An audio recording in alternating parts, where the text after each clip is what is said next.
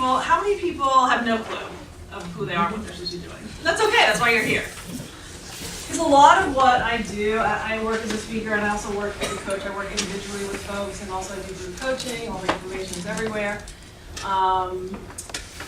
I work a lot with uncovering people's blocks, right? So most of us kind of know who we are, but we just forgot or we're blocked, or we never took the time to figure out, right? So it usually falls into one of those categories because there are so many external influences in our lives who have kind of made us who we are, right? So from family influences, to cultural influences, to gender influences, to race influences, to generational influences, to regional and location, culture, right? All of these different things influence us, right? And color us and kind of tweak us into who we are. And some of it might make sense and some of it doesn't. So a lot of what I do is help people figure out, well, but who are you? Like, what's right for you? Because a lot of times we make decisions based on a whole bunch of other set of circumstances that have nothing to do with who we are.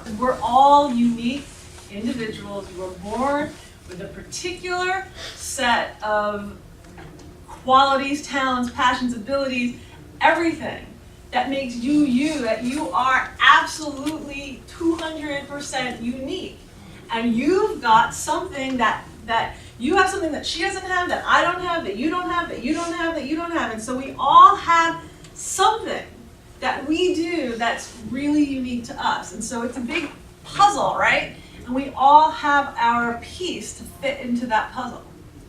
So nothing is insignificant. So if you just figure out who you are and what you're supposed to be doing, that automatically helps people. Do you get that? Think about it.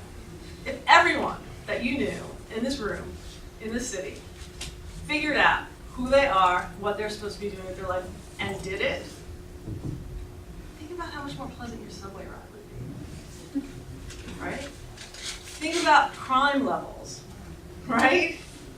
Think about just your own family life, right?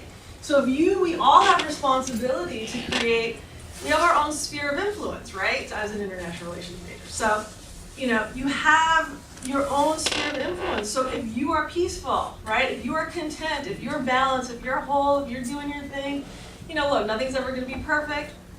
But if you're doing your thing and you're happy, that does affect the people around you. Because think about it. Think about the other way. When you're miserable or someone that's miserable, right? Think about how that influences people around you. Think about people at work who hate their jobs and you have to be around that person, right? We all affect each other. So let's, all each take our own individual responsibility to create peace in our own little world, right? Whatever that means. And think about when you're in love or when you just came back from vacation. You're like, okay, nothing really phases you, right?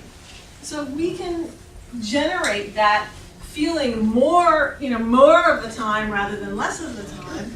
That's going to really, really impact